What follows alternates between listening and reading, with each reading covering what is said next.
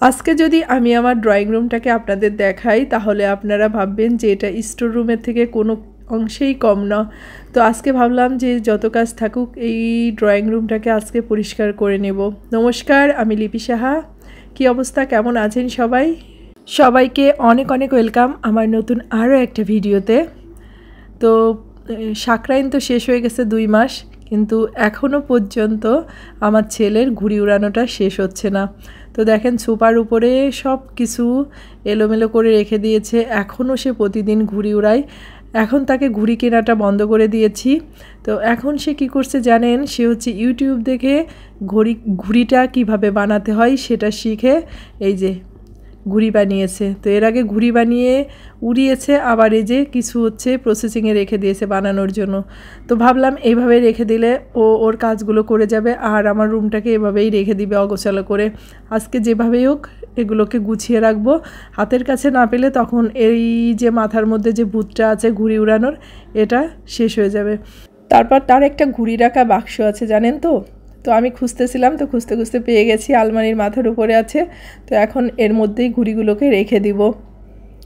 আর একটা কথা কি জানেন তো, আমার ছেলেটা রুমটাকে নোংরা করে রাখছে সেটা ঠিক আছে কাগজ দিয়ে, কিন্তু এত পরিমাণে ধুলাবালি হয়েছে ইদানিং।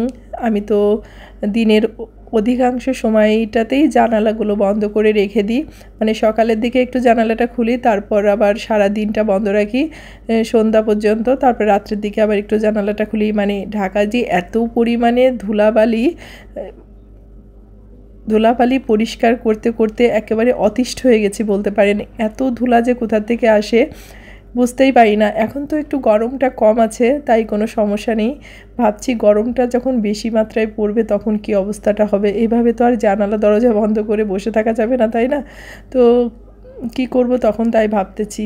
তো এখন তো যাই হোক, এখন তো একটু জানালাটাকে বন্ধ করে রাখা যায়। তো ধুলাবালিটা হয়তো বা তার জন্য একটু কম আসে, কিন্তু কয়দিন পরে যে কি অবস্থাটা হবে। একটু বৃষ্টি হলে ভালো হতো, বৃষ্টি না হলে এই ধুলাবালিটা আর কি কমার কোনো সম্ভাবনাই নেই।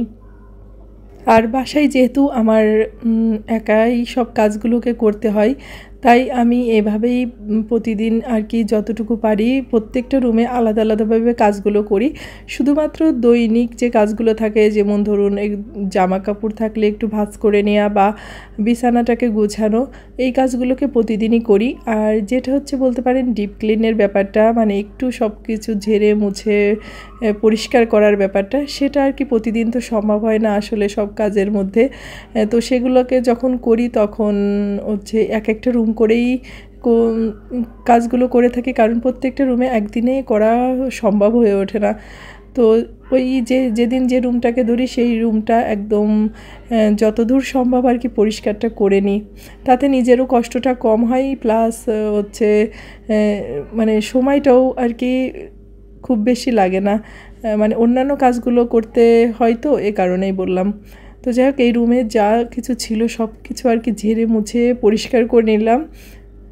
আর আমার মনে হয় কি জানেন, আমাদের মতো যাদের আর কি হেল্পিং হ্যান্ড থাকে না, নিজেদেরকেই সব কিছু করতে হয়, তাদের জন্য এইভাবে সংসারের কাজগুলোকে ভাগ ভাগ করে করলে ভালো হয়। তাতে নিজেদের ওপর প্রেশারটাও কম হয়, প্লাস কাজ করতে গেলে খুব একটা কিন্তু কষ্ট হয় না। আর কাজ করতে গেলে যদি নিজের শরীরের কষ্ট হয় বা খুশি না থাকে মনটা, তখন কিন্তু সেই কাজটাকে সুন্দরভাবে করাও সম্ভব হয় না। তো যাই হোক, আমি যেভাবে করি কাজগুলো সেভাবেই আপনাদের সাথে শেয়ার করলাম। আর এই যে কাঠের ফার্নিচারগুলো, মানে বিশেষ করে এই যে নরম যে সুতি কাপড়গুলো বা গেঞ্জির কাপড়গুলো থাকে না, এগুলোতে মুছলে বেশি ভালো হয়। আর এই ডিজাইনগুলোর উপরে না ভীষণ ধুলাবালি পড়ে। আর এই যে কাজগুলো করতেছি এর মাঝেও কিন্তু আরেকটা টেনশন মাথার মধ্যে রয়েছে, সেটা হচ্ছে স্বপ্নিল তো এখন বাসাতে নেই, ও আর কি কোচিংয়ে গেছে। তো যাওয়ার সময় একটা রুটি খেয়ে গেছে, আসতে আসতে ওর তো ক্ষুধা লেগে যাবে। তো ভাবছি যত দ্রুত সম্ভব রুমটাকে পরিষ্কার করে আগে ওর জন্য কিছু একটা রান্না করে নেব। সকালে নাস্তাটা বানিয়েছিলাম, তো ও আর কি সেটা খায়নি, জোর করে ওর পাপা ওকে একটা রুটি আর কি খাইয়ে দিয়েছে। তো সেটাও আর কি মাথার মধ্যে রয়েছে যে ও বাসায় আসার আগে একটু মাছ ভাত এগুলো আর কি রান্না করব, যেটা আর কি ও পছন্দ করে খেতে। আসলে আমরা মা যারা আছি তাদেরকে তো সব দিকেই খেয়াল রাখতে হয়। আমরা একটা যখন কাজ করি সংসারের, তখন পরবর্তীতে আবার কোন কাজটা করতে হবে সেটা কিন্তু মাথার মধ্যেই থাকে। তো যাই হোক, এটাই হচ্ছে আমাদের জীবন। তো আমার প্রায় রুমটা পরিষ্কার করা শেষ। আর ওইদিকে আমি রান্নার জন্য যা যা লাগবে সেগুলো আর কি একটু গুছিয়ে রেখেছি, মানে মাছটাকে ভিজিয়ে রেখেছি আর সবজিটাকেও কেটে রেখেছি। 2 চুলায় রান্নাটা বসিয়ে দেব, হয়ে যাবে। তো যাই হোক, এখন হচ্ছে রুমটাকে মুছে নিলেই আমার কাজটা শেষ হয়। তো আজকে ভেবেছিলাম এই জামা কাপড়গুলো ভিজিয়ে দেব, কিন্তু তা আর দিব না, অন্য আরেকদিন দেব। তো সবাই ভালো থাকবেন, সুস্থ থাকবেন, আর অবশ্যই সাবধানে থাকবেন। আর ভিডিওটা যদি কোথাও আপনাদের এতটুকু ভালো লেগে থাকে, অবশ্যই লাইক, কমেন্ট, শেয়ার করতে ভুলবেন না। ভালো থাকবেন সবাই, দেখা হচ্ছে নেক্সট ভিডিওতে।